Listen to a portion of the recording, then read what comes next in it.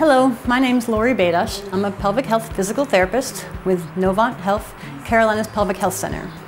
We are a team of specialists who treat bladder dysfunction, bowel dysfunction, pelvic pain, pelvic organ prolapse, and any other pelvic girdle issues. One of the major contributing factors to pelvic girdle dysfunction is the process of pregnancy, delivery, and recovery. We've developed a 3-part video series to help you understand how your body changes through the pregnancy and how to recover after. First of all, the most obvious changes that happen to a woman's body affect their core. When I'm talking about the core, I mean the abdominal wall, the pelvic floor, the lumbar and thoracic spine, and the diaphragm.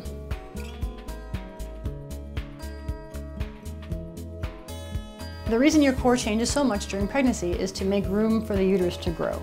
The uterus is located in the very, very base of your pelvis, and it's very small to begin with. And as the baby grows, the uterus will expand upward and outward. It's going to push the intestines up out of the way, and as that's happening, your body has to move in response. So your pelvic girdle will widen apart, your rib cage will flatten and widen to make space for the growing baby.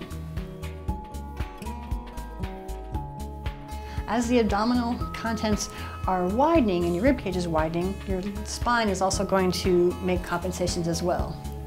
The lower spine will curve forward as the weight is shifted forward over the pubic bone. The upper spine will round backwards, causing a sway back posture to balance the load in the front. The pelvic outlet will also become weighted, and this will cause the muscle to thin. Sometimes this can cause loss of urine and loss of stool as that muscle is weakened from the pressure above. All these changes to the center of gravity will cause you to have a wider base of support. So your feet will feel like they're wider apart and your balance will be a little bit disturbed. You may feel clumsy, you may take more time to move around, and as your body is spreading and widening, from the ligamentous shifting, you may feel pain syndromes in your low back and in your pubic bone. Another change that occurs during pregnancy is your breathing pattern. With a wider rib cage and a baby below, breathing becomes much more difficult. Normally, your diaphragm is tucked up under the ribs and it pulls down as you take a breath. With a wider rib cage, it is harder to pull down and it may cause you to feel a shorter breath. During pregnancy, you need more oxygen intake for you and the baby and more carbon dioxide output to get rid of any waste materials. You're breathing for 2, so you'll find yourself taking longer breaths for more gas exchange, and it's going to be much more difficult because the baby's in the way. Your body's going to need more blood cells and more fluid to float the blood throughout your body. Okay?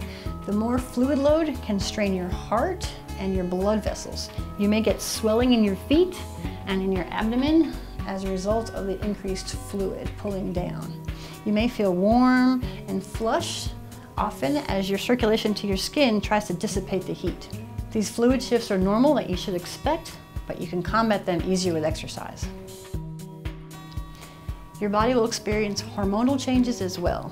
Thyroid levels will elevate to help boost your metabolism, and then relaxin is going to be released to help loosen the ligaments around your pelvic girdle and your rib cage, allowing your abdomen to grow. Pregnancy also affects your digestive system. As the baby grows, it's going to cause pressure on your colon. Your colon is also going to try to absorb more water to maintain the blood volume shifts in your circulation. Therefore, you may experience constipation. As well as digestive issues, you're going to also have problems with your bladder. The bladder is located at the very bottom of your pelvic floor and gets moved out of the way during the growth of the baby. It moves upward and is flattened forward, causing it to be smaller. It won't be able to hold as much urine, so you're going to have a higher frequency to urinate. The pressure from above and the thinning of the pelvic floor muscles below causes stress incontinence in 40% of women. The breasts are going to increase in size up to 2 pounds to prepare for breastfeeding. This is going to add to the forward weight shift along the front of the spine and can contribute to neck and back pain.